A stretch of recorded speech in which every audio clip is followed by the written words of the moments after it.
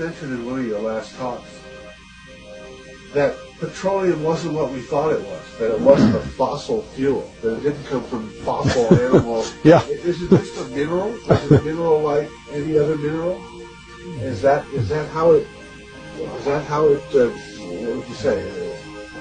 How did it, what's the origin of it? You see, when they first found petroleum, because they were beginning to make motors and needed on axles of wheels and railroad trains and all that sort of thing, and remember, trains started in the beginning of the 19th century, then oil went from just a lubricant to a fuel, and it made it valuable. And Rockefeller happened to be the smartest man in the business at the time, but he made most of his money, or much of it, off the transport of the petroleum as well as selling it.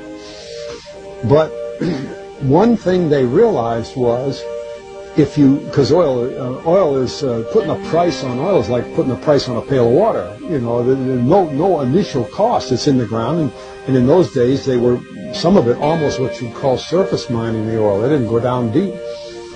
So in order to get the price up, they hit on the idea that they would have to make it appear to be scarce. That boy, after we take the next few barrels out, we're probably going to have to close as well, you know, that kind of thing. But a very fortuitous event.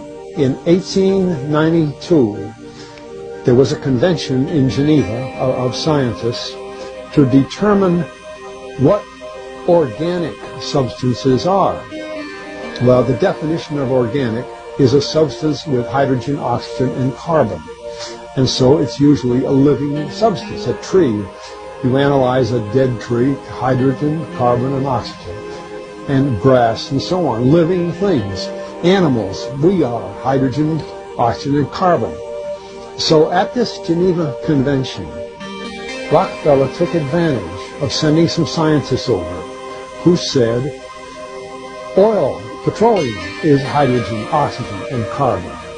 Therefore, it must be derived from the spoiling, the rotting of formerly living matter.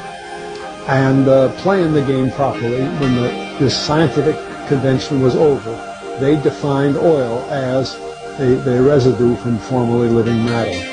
Well, that makes it a fossil fuel. I don't know why they decided to use the word fossil, but it says formerly living matter is fossil.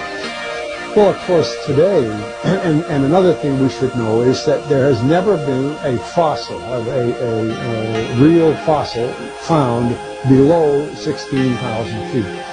And you can't argue at 16,000 as a level line because someplace the ground sinks and so on. But 16 is what the scientists say, 16,000. We mine oil, or we drill for oil at 30,000, 33,000, 28,000 every day of the week. So right there we rule it out that it isn't fossil fuel. It's called fossil fuel for the minds of the public to feel that it is an asset that is running out, being depleted. We talk about depletion allowance, which is a lot of, you know, and actually if you know the world's oil supply, you know that it is not going to run out for an awfully long time. It is the second most prevalent liquid on Earth. And we haven't begun to... Well, with all that background, you see, the people in charge of the petroleum business, for perfectly reasonable business things, like any other man in a business, wants to keep his price as high as he can get away with. And the way to do is just say, well, there's no more. The last barrel is going to cost $1,000, and then it's all done. And they preach that stuff. What bothers me is that in geology books, it's in there. The geologists say it's a fossil fuel. Somehow they've been bought. I mean, I went to a 4-year federal staff energy seminar run by the government of the United States during the so-called energy crisis. I was the participant that represented the railroad industry. The airline industry was there. Every AA, administrative assistant of senators and congressmen, was there. The CIA was there. The Defense Department was there. The State Department was there. Sometimes sitting right in front of me in the row would be Henry Kissinger with his friend, the head of the Department of Defense. That's too bad. I can't put the names with them. But anyway, people like that, top men in the government, sitting there listening to the federal staff energy seminar. Well, what this was doing is for 4 years, they were teaching a propaganda line to the leading people in this country, and therefore to the leading people in the world, and we include the Kissinger and Schlesinger, among others. And the object of it was, as Kissinger used in his own terms when it was time for him to speak, to create a world price for oil.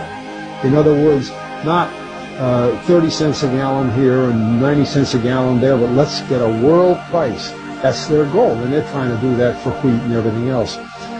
We don't realize what the controls are, whether it's oil or some of these other things. Almost everything today is being categorized at the highest price they can possibly make it go. And so calling petroleum a fossil fuel is the basis for this system with respect to petroleum. And I don't know if the name Arthur Kantrowitz rings any bell. Arthur Kantrowitz is the head of the Kantrowitz Labs set up by the AFCO company near Boston, Scientific Laboratories. And a great man in the scientific world. And Kantrowitz and I were sitting at a table at this seminar once, and the table happened to be all young college grad, PhD geologists. And so just to get a conversation started, I turned to Kantrowitz and I said, Arthur, what do you think about this foolishness of these speakers talking about fossil fuel? And it was kind of put up. He started laughing.